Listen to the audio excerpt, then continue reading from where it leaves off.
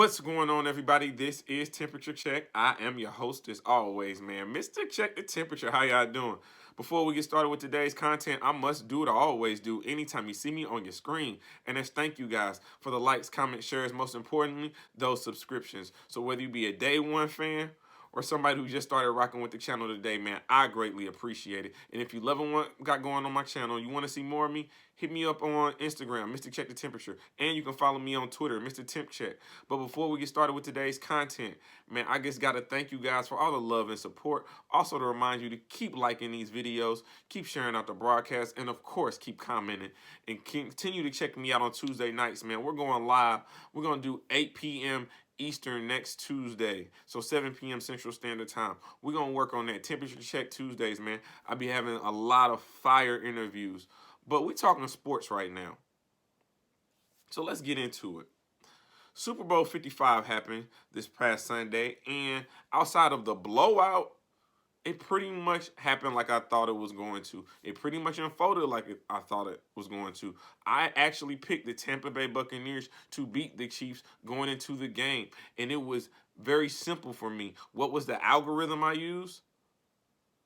The offensive line of the Kansas City Chiefs was in trouble. The moment you found out that the two starting tackles would not be playing in the Super Bowl, who have been protecting Patrick Mahomes this entire season, are not playing in the biggest game of the year, that should have made the decision very easy for you. Any football player knows the game is won and lost at the line of scrimmage. It does not matter how good your quarterback is. It does not matter how fast your receivers are, how talented your tight end is. The game is won and lost on the line of scrimmage. Whichever offensive line or defensive line can reestablish that new line of scrimmage in their favor, it is a pretty good indicator of what is to come. And that's what we saw. We saw a Elmer's glued offensive line trying to protect Patrick Mahomes against one of the fiercest defensive performances we have ever seen in the Super Bowl. And they didn't do it by blitzing. They did it with their 4-down linemen. How do I know they were running 4-down linemen? Because they were running zone the entire game. Only one coverage. Cover 2. Tampa 2. Historically, what has made Tampa Bay's defense as deadly as it has been in years past, when you're talking John Lynch, you're talking Derek Brooks, you're talking Warren Sapp, they went back to the playbook of old and brought out the Tampa 2. What does that do for our offense? It lets them know that their quarterback is going to have 7 sets of eyes on him the entire game. And that's what it was. You had your corners playing curl to flat. So they're probably, in the NFL, they're probably going to be anywhere from 10 to 15 yards off of the line of scrimmage. Rallying to anything short, funneling anything to the inside, waiting on crossers coming back their way, with the key part of the Tampa 2 being the 2 safeties over the top, ensuring that you can't throw deep. And what is the Kansas City Chiefs known for? Throwing the ball deep down the field, putting pressure on those linebackers, putting pressure on that defensive backfield. But they were unable to do that. Why? Because Ndamukong Suh, Shaq Barrett, Jason Pierre-Paul were in the lap of Patrick Mahomes the entire game. So much so, do you know that Patrick Mahomes was scrambling around for a total number of 497 yards? Those are not positive yards. Those are yards of fear. Those are yards of endangerment. Those are yards of fearful of your life. That's what we saw on Sunday.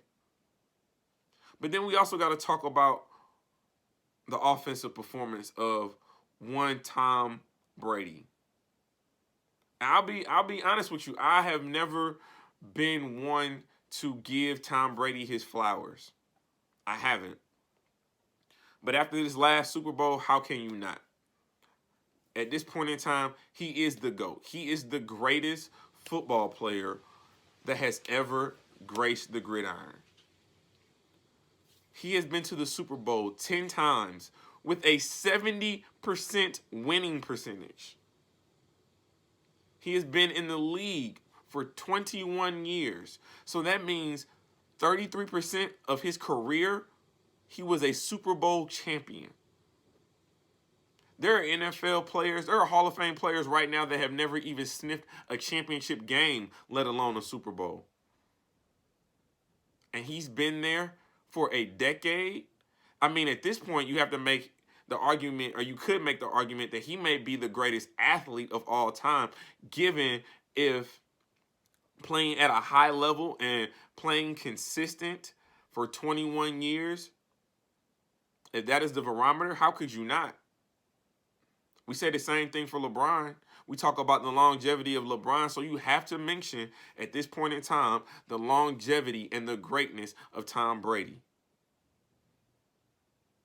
And I want to be very clear about this. Bruce Arians, you did two things right. Two things right this year, this football season.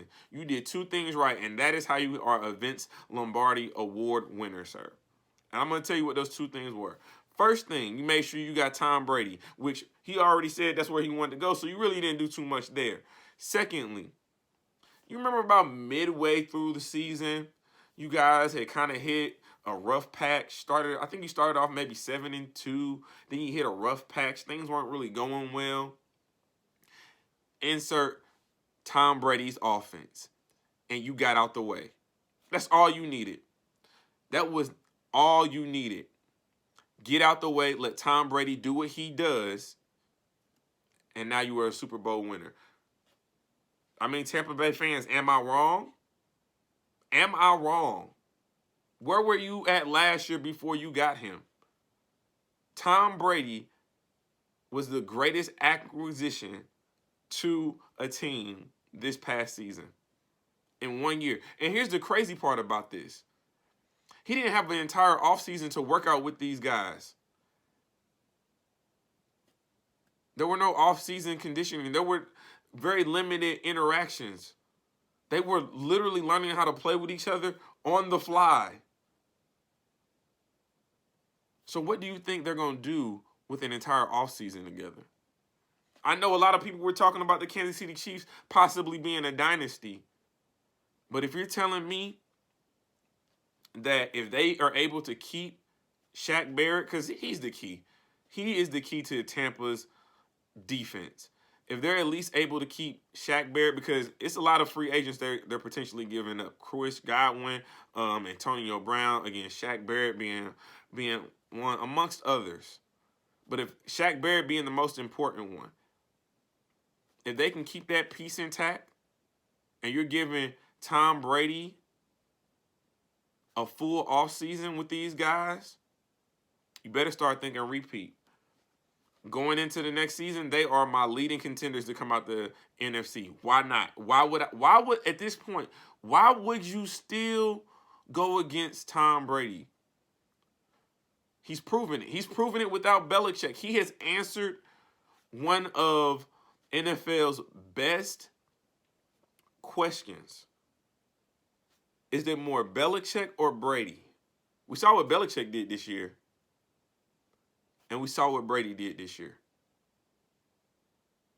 I was skeptical because I remember when Tom Brady went down with that ACL. The Patriots still went 11-5. But now you see the difference. You see the New England Patriots without a Tom Brady in their locker room. And you see the difference with Tom Brady in the Tampa Bay Buccaneers locker room. Instant confidence, instant credibility, and an instant championship. Man, I'm telling you right now, you better start thinking repeat for the Tampa Bay Buccaneers if they're able to keep Shaq Barrett.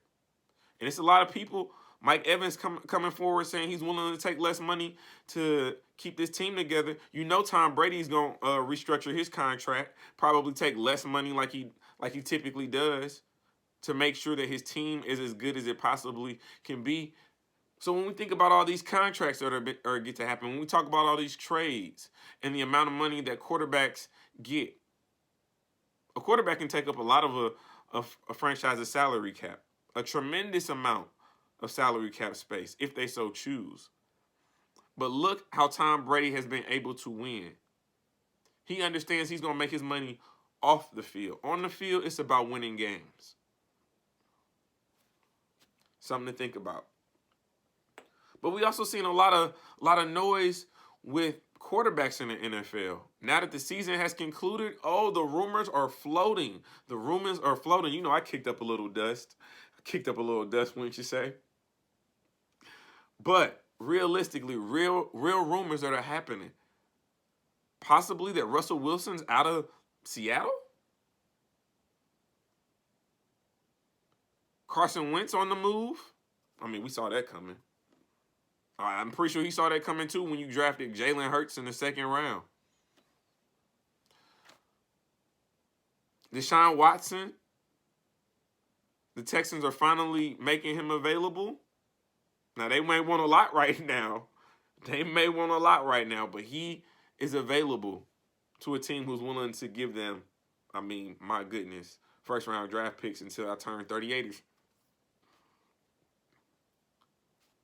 Where do you think these quarterbacks should land? Should they be staying with their teams?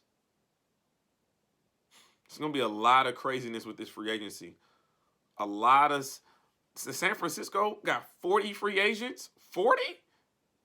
My goodness. Patrick Peterson, another notable free agent. This is going to get real interesting. This is going to get very, very interesting. I'm interested to see where these quarterbacks, Aaron Rodgers, let's not forget him. We don't know what he's going to do. Player empowerment. Remember I talked about that a couple of videos ago? Player empowerment is a thing and you're seeing it. Players don't care about your contracts anymore. Rip them up. The only thing that's guaranteed for an NFL player in his contract is his signing bonus. They don't care about that. It is the year of player empowerment in the NFL. This is about to be a crazy offseason. A crazy offseason. A lot of organizations got a lot of tough decisions to make. But you let me know in the comment section, who are some of your NFL favorites for this year? Now I'm rolling with the Baltimore Ravens. Although I know most of my viewers believe I hate Baltimore. I hate Lamar Jackson. I'm rolling with Lamar Jackson. I believe we're going to do very well in this offseason. Expect us to make some noise when trying to obtain a receiver, an established big-time receiver. It's quite a few out there we can go grab. Again, y'all let me know who y'all Super Bowl favorites are heading into the new season. This is Temperature Check. I am your host as always, man. Mr. Check the Temperature. Like, comment, subscribe to the channel. And like always, we just getting started.